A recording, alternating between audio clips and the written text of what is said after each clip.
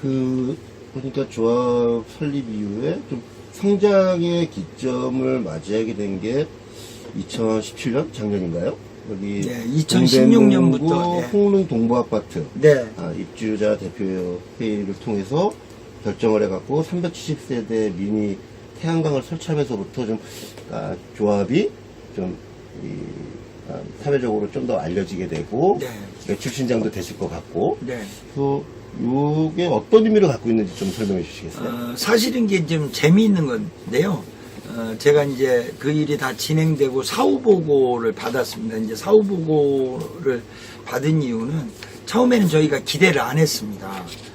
기대를 안 했는데, 결과적으로 좋은 결과가 나오게 됐어요. 370세대를 다 태양광 설치를 하게 되면서 우리가 이제, 세상에 널리 알려진 계기가 됐어요. 그러면, 왜 그거를 우리가 하게 되었는가가 중요한데, 제가 사후보고를 받은 바에 의하면 홍릉동부 아파트 입주자 주민들이 서울시 사업을 가지고 서울시 등록업체 6개를 다 불렀답니다.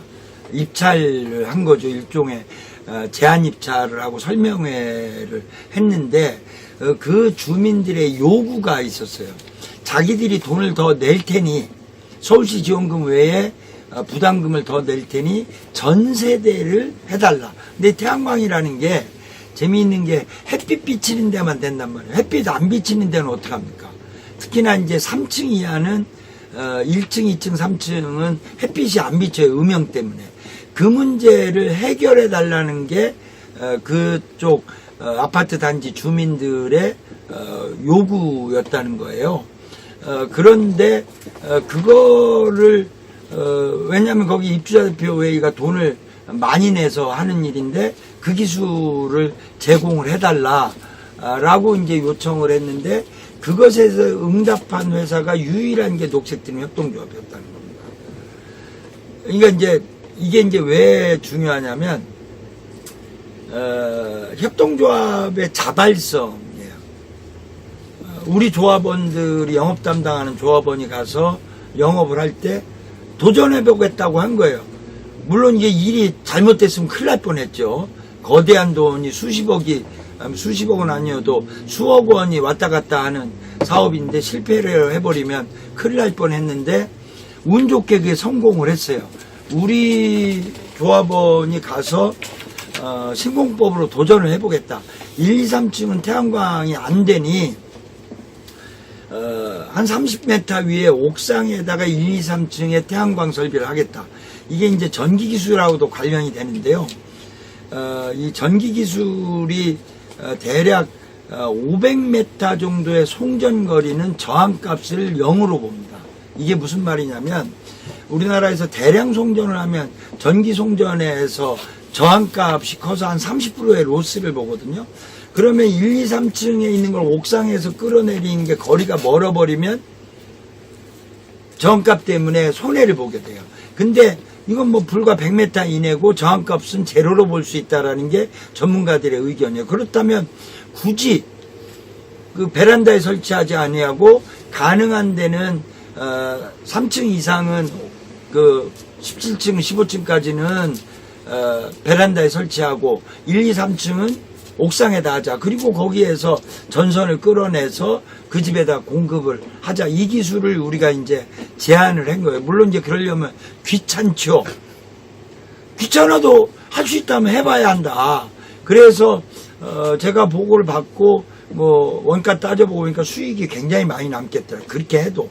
그래서 사다리차를 동원하고 크레인을 동원해서 그 사업을 하고 저희가 벽면에 앙카를 박아가지고 전선관을 묻는 일을 하고 전선을 다 연결을 한 거예요. 그러니까 이제 다른 그 업체들 나머지 5개 업체는 그 일을 못하겠다라고 했고 우리가 그 기술을 가지고 도전해 보겠다고 한 거예요. 그러니까 그 입주협회에서 그렇다면 해봐라라고 우리한테 기회를 줬고 뭐 운 좋게 그 기회를 우리가 얻어서 설치를 했는데 일종의 대박이 터진 거죠. 그렇게 되면서 아파트 전 세대가 태양광을 하니까 디자인도 좋고 무슨 이제 태양광 거 보면 옥수수 이빨 빠진 것처럼 이게 좀 문제가 있는데, 그 홍릉동부는 디자인이 균일하고 모양이 좋아지게 된 거예요. 그러니까 이제 사람들이 보기, 아파트 단지에서 최초로 전세대라는 게 대한민국 최초인 거예요. 세상에 최초라는 게 소문과 입소문이 많이 나잖아요. 그래가지고 나중에 알았는데 그 지역 그 아파트 단지에 동대문구 시의원이 살았던 모양입니다. 그래가지고 그 시의원이 그 설비가 된 것을 내가 사는 아파트라는 걸 자랑을 많이 한 모양입니다. 그러면서 거의 모든 언론 매체에서 특히 이제 공중파, KBS, 뭐 MBC, 뭐 여러 텔레비가 그거를 무지하게 촬영을 해간 모양이에요. 그리고 제일 좋은 게 그 지역 주민들의 만족도가 높아졌어요. 왜 그러냐면 아파트 값이 올라가 버렸답니다. 그리고 환경부 상도 받고 서울시장 상도 받고 그러면서 상을 받으면 부상도 상금도 받잖아요. 그러니까 자기들이 투자한 돈도 많지만 과외로 투자한 돈 많지만 투자한 돈 이상으로 상금도 받고 이제 텔레비도 많이 나오고 뭐 집값도 올라가고 그러니까 이제 자부심도 생기고 막 에너지 자립마을이라고 플랜카드도 붙고 뭐 상 붙을 때만 상이 이제 아파트 단지 입구에 붙으니까 당연히 부동산전 저 아파트는 상 받은 아파트예요. 그래서 뭐 그랬는지 하여튼 아파트 값이 올라가고 그게 이제 대대적으로 홍보되고 정말 작년에는 신났어요. 가는 데마다 그 보도자료 보도된 거를 아파트 입주민들한테 보여주면 뭐 그냥 녹색하고 해야지 그러면서 완전 경쟁 시장에서 우리가 뭐 압도적은 아니지만 여하간에 6개 업체가 참가한 시장에서 우리가 한 30% 정도의 과점을 하게 된 행운도 받았고 그 행운 때문에 작년에도 그렇고 올해도 그렇고 국감 때마다 허인회가 불려나가서 국감에서 특혜 받았다라는 비난을 받는데 좀 억울해요. 작년에 서울시에 등록업체가 공모를 했는데 7개가 등록을 해서 7개가 모두 등록이 된 걸로 알고 있습니다. 제한을 둔 게 아니고 7개를 공모해서 공모한 업체들은 모두 되었습니다. 물론 그 중에 3개가 협동조합이었습니다. 그런데 한 업체, 7개 중에 한 업체는 안산에 있는 업체인데 저희가 그 업체로부터 기술을 배웠습니다. 그래서 그 업체의 부품을 사다가 우리가 썼거든요. 초기에는. 그런데 이제 그 업체는 안산에 있다 보니까 서울시 일을 하기가 적당하지 않아서 실제 서울시 일은 총 6개의 업체가 작년에 했습니다. 작년에 했는데 그 중에 1등을 저희가 했고 2등, 3등을 해드림 협동조합, 햇빛발전소 협동조합 3개가 했는데 저희가 30%, 2등 햇빛발전소 협동조합이 한 20%, 해드림 협동조합이 한 15% 정도를 해서 이 3개를 다 합한 게 60%가 넘었던 것 같아요. 60% 정도. 그랬는데 사실은 6개 회사가 경쟁을 해서 상위 1, 2, 3등이 60%를 했습니다. 우리가 좀 30%를 한 게 좀 많이 한 건데, 그것도 이제 운 좋게 이제 홍릉동부 아파트가 입소문이 나고 신문 텔레비에 나오면서 우리가 아주 유명해졌어요. 이제 그러면서 이제 매출이 늘었는데, 어떻게 보면 이 자본주의 경쟁 시장에서는 6개 정도 업체가 상위 3개 업체가 60% 정도 하는 거는 50%의 업체가 60% 하는 건 자연스러운 일이다. 뭐 물론 우리가 18%에 머물러야 되는데 30% 한 것은 뭐 문제가 될 수도 있겠지만 재미있는 게 저희가 완전 경쟁 시장에서 6개 업체에서 우리가 1등을 하고 30%를 매출을 했는데 서울시 임의배정 시장에서는 총 5개 업체가 참여를 했습니다. 6개 업체 중에 한 업체가 서울시 SH공사의 규격에 맞지 않아서 할 수 없이 5개 업체가 시공을 했는데 저희가 4등을 했어요. 임의 배정을 해준 거예요. 하면 이게 이제 뭐 솔직한 얘기로 그 전에 비해서 그 전에는 이 배정해 주는 거를 시공 실적 기준으로 했다가 갑자기 SH공사가 도네이션, SH 도네이션 기준으로 제도를 바꾸면서 우리 같은 협동조합이 도네이션을 많이 할 수가 없어서 도네이션을 적게 하고 적게 하다 보니까 불이익을 많이 받았죠. 그래서 1등을 했던 저희 업체가 4등을 했고 2등을 했던 햇빛발전소 협동조합이 5등을 했습니다. 사실은 조선일보나 뭐 중앙일보, 동아일보가 얘기했던 거는 정반대인 거죠.